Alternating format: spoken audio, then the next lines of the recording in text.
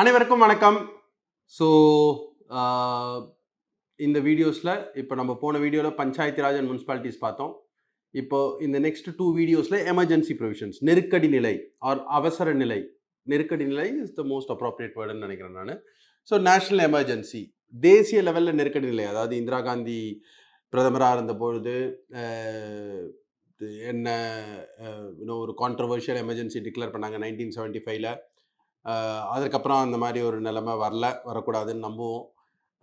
State emergency, president's rule, ஜனாதிபதி ஆட்சினா என்ன, financial emergency என்னன்றதை அடுத்த வீடியோவில் நம்ம பார்க்கலாம்.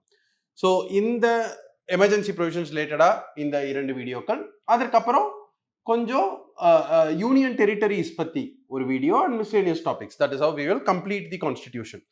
ஸோ நேஷனல் எமர்ஜென்சி, அதாவது நான் உங்களுக்கு எல்லா வீடியோலையும் சொல்கிற மாதிரி தயவுசெய்து இதுக்கு புதுசாக வந்து இந்த வீடியோஸை பார்க்குறவங்க பழைய வீடியோஸ்லாமும் பாருங்கள், உங்களுக்கு தெரிஞ்சவங்க எல்லார்கிட்டையும் பகிருங்க. ஏன்னா the main aim of this channel is to teach அரசியல் அமைப்பு இன் தமிழ். அதாவது டீச்னா நான் என்ன, அதான் நான் நிறைய வீடியோஸ்ல சொல்லியிருப்பேன்.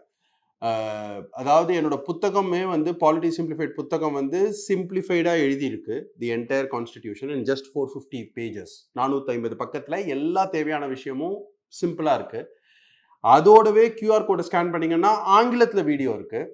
பட் சில பேர் சார் தமிழில் புரிஞ்சுக்கிறது எங்களுக்கு ஈஸியாக இருக்கும் அப்படின்றதுக்காக தான் இந்த வீடியோஸ் நான் பண்ணுறேன். பட் நான் சொன்ன மாதிரி இதை நான் ஃபுல்லாக கிளாஸாக எடுக்கிறது இல்லை. இதை நான் கிளாஸாக எமர்ஜென்சி ப்ரொவிஷன்ஸை நான் கிட்டத்தட்ட 2.5 மணி நேரம் கிளாஸ் எடுப்பேன் எங்களோட அகாடமியில், ரைட்?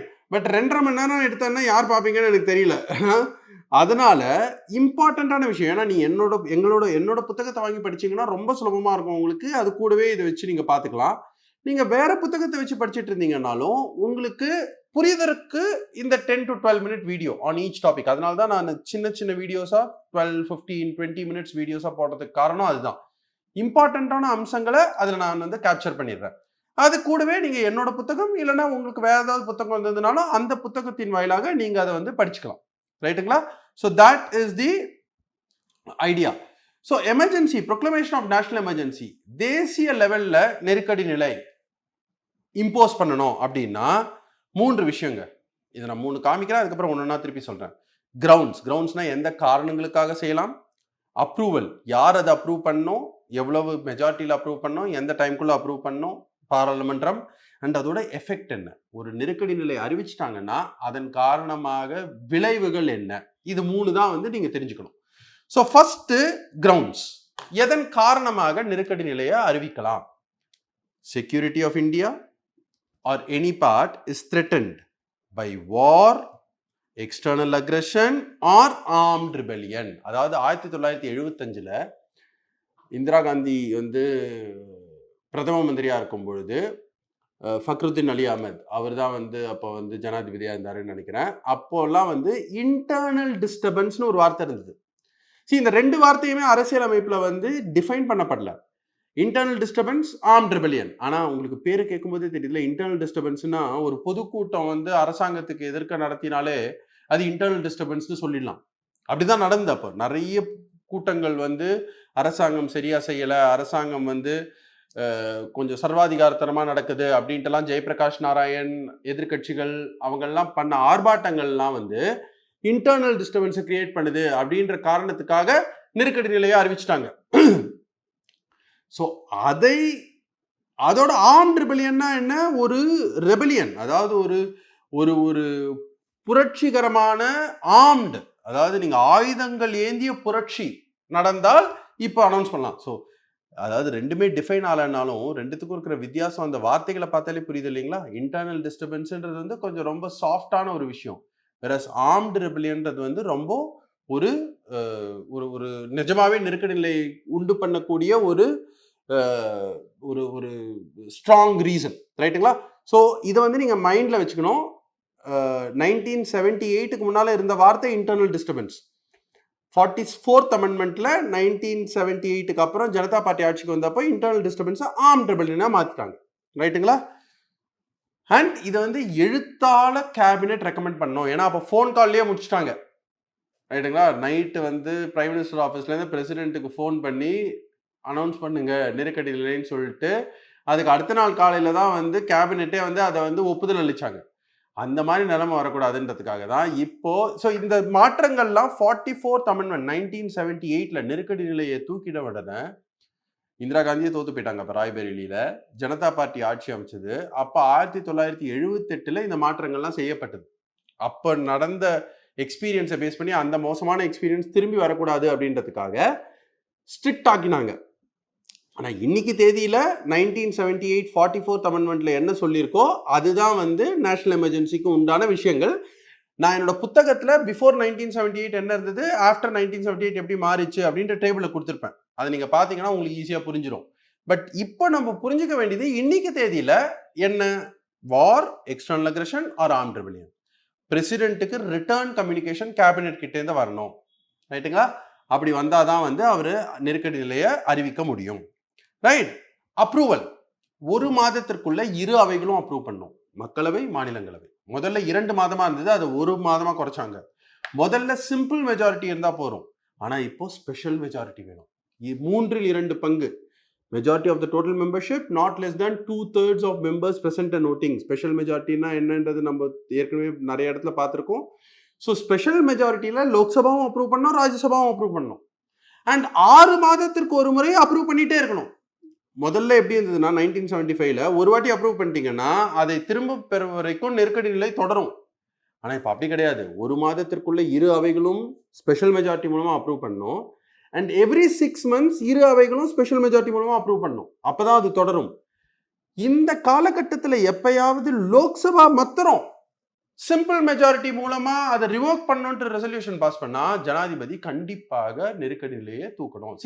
அதாவது ஜனநாயகம் நெருக்கடி நிலை, டெமோக்ரஸி எமர்ஜென்சி. நம்ம ஒரு டெமோக்ராட்டிக் கண்ட்ரி.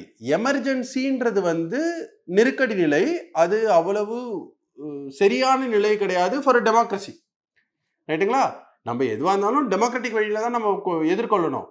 ஆனா ஒருவேளை வார் வந்து, எக்ஸ்டர்னல் அக்ரெஷன் வந்து, இல்லைன்னா ஆர்ம்ட் ரெபெலியன் இன்னைக்கு தேதியில வந்ததுன்னா நெருக்கடி நிலையை அறிவிச்சாலும் அதுக்கு 1 மாதத்திற்குள்ள இரு அவைகளும் 2/3 மெஜாரிட்டியில் அப்ரூவ் பண்ணணும். 6 மாதத்திற்கு ஒரு முறை அதை திருப்பி ரினியூ பண்ணணும் அந்த அப்ரூவலை. அண்ட் இடைப்பட்ட காலத்துல எப்ப வேணும்னாலும் வெறும் மக்களவை மாத்திரம், ஏன்னா மக்களவை தானே இப்ப தேர்தல் எல்லாரும் ஓட்டு போட்டிருப்பீங்கல்ல, நாடு முழுக்க ஓட்டு போட்டுட்டு இருக்கு. நம்ம தேர்ந்தெடுத்து அனுப்புற பிரதிநிதிகள் எங்க இருக்காங்க? மக்களவையில் இருக்காங்க. ஸோ மக்களவை மட்டும் ஒரு சிம்பிள் மெஜாரிட்டி மூலமாகவே அந்த எமர்ஜென்சி இனிமே தேவையில்லை, நெருக்கடி நிலை இனிமே தேவையில்லை அப்படின்ற ஒரு ரெசல்யூஷன் பாஸ் பண்ணிட்டாங்கன்னா ஜனாதிபதி நிச்சயமாக அதை வந்து விலக்கிடணும். அண்ட் அமைச்சரவையினோட பரிந்துரையின் பேர்ல எப்ப வேணாலும் விலக்கிக்கலாம். ஏன்னா நெருக்கடி நிலையை கொண்டு வருவதற்கும் அதை கண்டினியூ செய்வதற்கும் தான் பாராளுமன்றத்தோட அப்ரூவல் தேவை. ஏன்னா நெருக்கடி நிலை தானே மோசமான நிலை. ஜனநாயகத்துக்கு திருப்பி வரதுக்கு எப்போ வேணாலும் வந்துக்கலாம். ஆனால் லோக்சபா ஒருவேளை சிம்பிள் மெஜாரிட்டி மூலமா ரெசல்யூஷன் பாஸ் பண்ணாலே கண்டிப்பா வந்தாகணும்.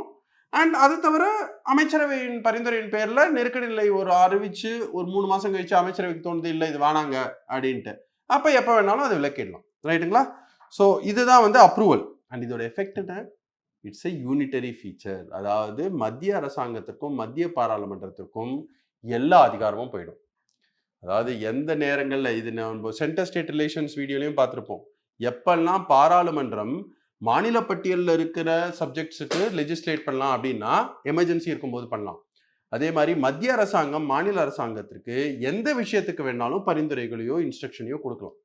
அண்ட் ஃபண்டமெண்டல் ரைட்ஸ் இது வந்து 1978க்கு முன்னால ஆக்சுவல் நெருக்கடி நிலை இம்போஸ் பண்ணப்போ இந்திரா காந்தி பிரைம் மினிஸ்டரா இருக்கும் பொழுது அப்ப எல்லா ஃபண்டமெண்டல் ரைட்ஸும் சஸ்பெண்டட். அதாவது எந்த அடிப்படை உரிமையும் நீங்க போயிட்டு கோர்ட்ல வந்து நீங்க வந்து என்ஃபோர்ஸ் பண்ணவே முடியாது. ஆனா நம்மளோட லைஃப் லிபர்ட்டிலாம் ரொம்ப ரொம்ப முக்கியமான விஷயம். ஸோ அதனால தான் 1978ல இப்ப என்ன சொல்லிட்டாங்க, ஆர்டிகல் 20 and 21. ஆர்டிகல் 20 என்ன? Protection in case of conviction. Article 21 என்ன? Life and liberty, protection of life and liberty. இது ரெண்டும் ரொம்ப இம்பார்ட்டண்ட்டான வந்து நம்மளுடைய வாழ்வு பிளஸ் நம்மளுடைய சுதந்திரத்திற்கு முக்கியமான விஷயங்கள். இந்த 2 ஆர்டிகலை சஸ்பெண்ட் பண்ணவே முடியாது. ஸோ யாரையாவது தவறாக அரெஸ்ட் பண்ணிட்டாங்கன்னா நீங்கள் போயிட்டு ஹேபியஸ் கார்பஸ் பெட்டிஷன் இப்போ போடலாம். So fundamental rights stand suspended, president order போட்டார்னா. ஆனால் 20 and 21 சஸ்பெண்ட் பண்ணவே முடியாது. அதுதான் இப்போ இருக்கிற மாற்றம். அண்ட் 19 உங்களுடைய பேச்சுரிமை அதெல்லாம் அந்த 6 ஃப்ரீடம்ஸ் அண்டர் ஆர்டிகல் 19 அதை வந்து வாரோ எக்ஸ்டர்னல் அக்ரெஷன்னாலேயோ நெருக்கடி நிலை அறிவிச்சாலுதான் அதை வந்து நீங்க வந்து கட்டுப்படுத்த முடியும், அரசாங்கத்தால கட்டுப்படுத்த முடியும். ஒருவேளை ஆர்ம்ட் ரெபெலியனுக்காக வந்து நெருக்கடி நிலை அறிவிக்கப்பட்டால் ஆர்டிகல் 19 கட்டுப்படுத்த முடியாது. இதுதான் வந்து எஃபெக்ட் ஆன் ஃபண்டமெண்டல் ரைட்ஸ். ரைட்டுங்களா? ஸோ இதுதான் சமரி ஆஃப் நேஷனல் எமர்ஜென்சி. அடுத்த வீடியோல ஸ்டேட் அண்ட் ஃபினான்ஷியல் எமர்ஜென்சியோட சந்திக்கிறேன். நன்றி.